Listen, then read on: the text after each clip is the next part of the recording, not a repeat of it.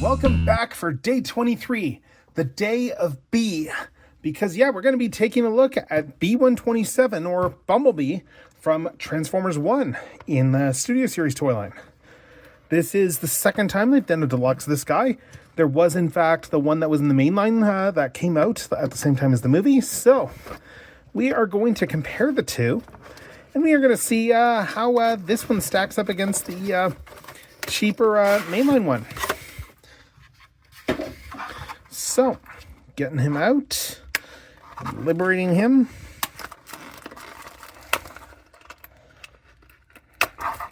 Yeah, I mean, Bumblebee, it was he was voiced by Keegan-Michael Key in the film. It's a, solid little design. I quite like the way that they did Bumblebee in there. Yeah, he was a good, decent character in there. They made him a little bit of a motor mouth. I mean, probably all setting up the whole idea that, he's going to get his voice box torn out because they can't seem to decide whether TFOne is meant to be a prequel to the live-action films or not. It entirely depends on who you ask. It's dumb.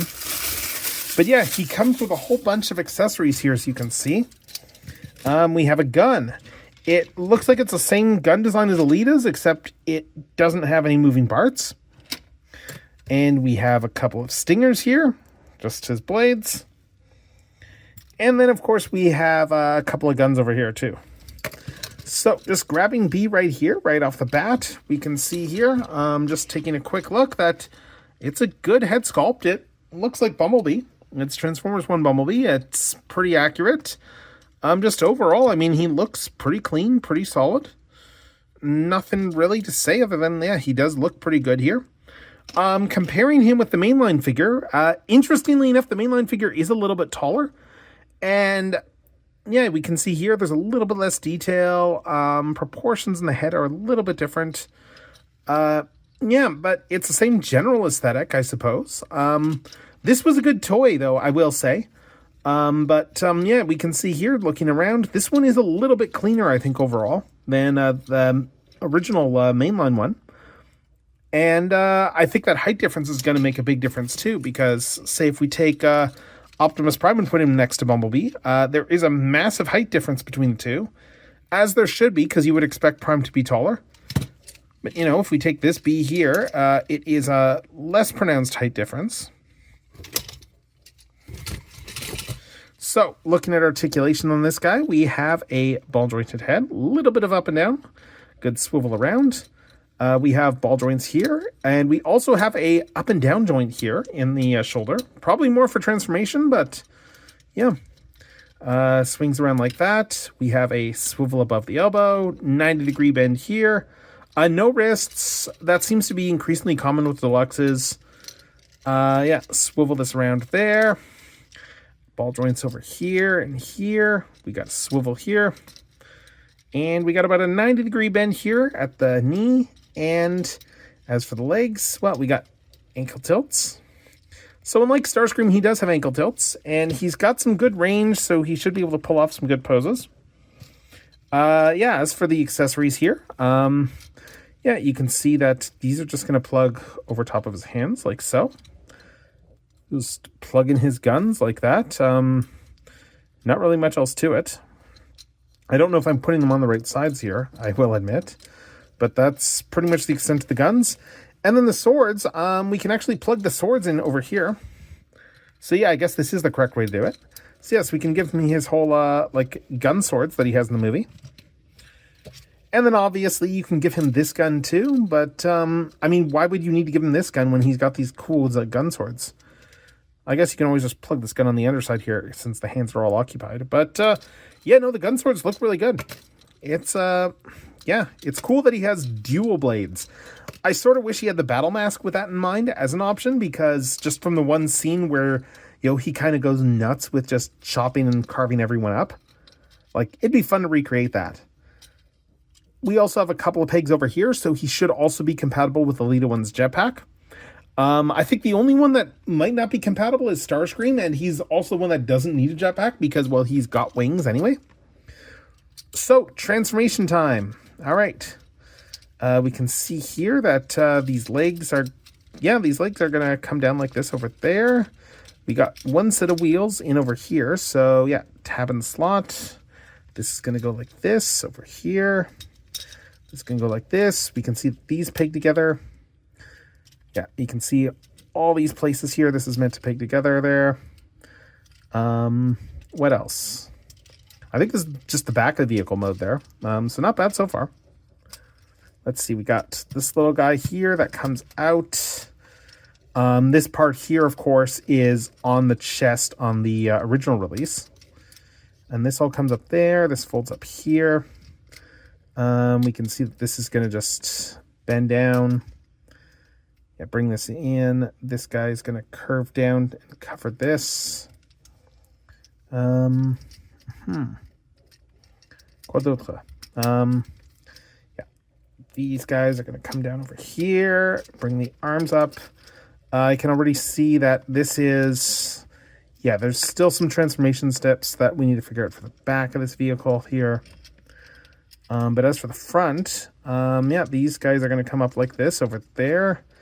And the arms, let's see, do these swivel? Yeah, these do. These swivel here.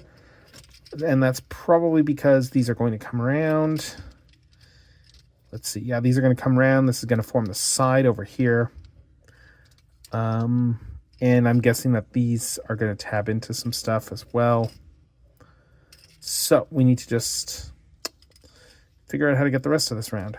All right, these heels are going to fold up over here. Like that.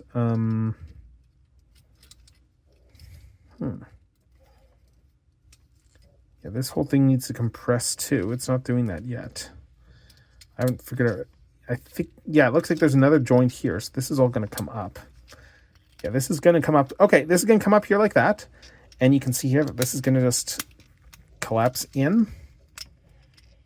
And this is all going to go underneath. And this is all going to tab in like that.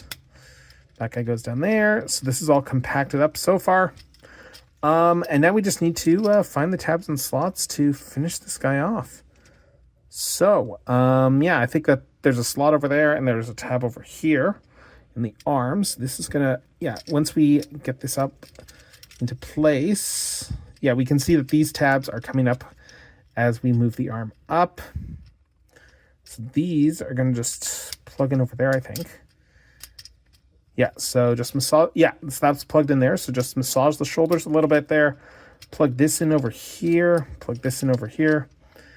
And then we just need to get these bits plugged up. So there is, yes, I see. There's another joint I'm missing here. Okay.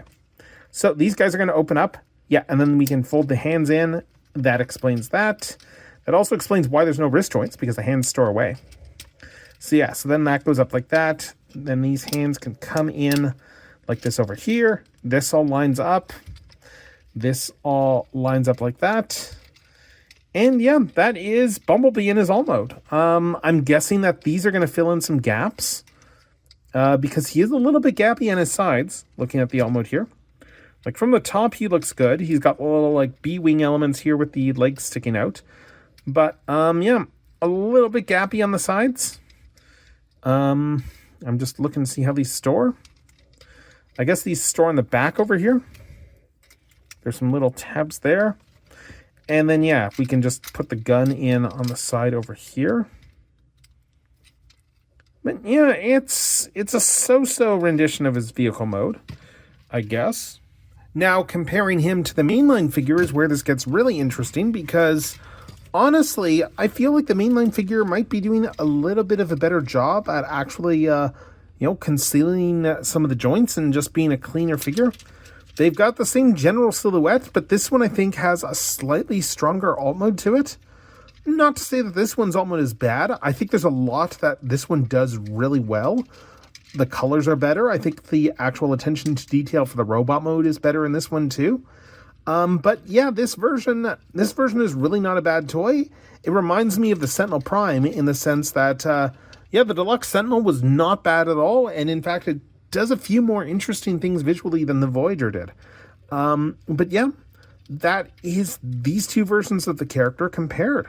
Overall, though, in the end, I gotta say this Transformers 1 Studio Series B, well, he has a lot of charm to him. I really like the way this figure transforms. It's a nice, smooth transformation, not too involved. Robot mode looks spectacular. All mode suffers a little bit, but I mean, overall, like, the robot mode looks great.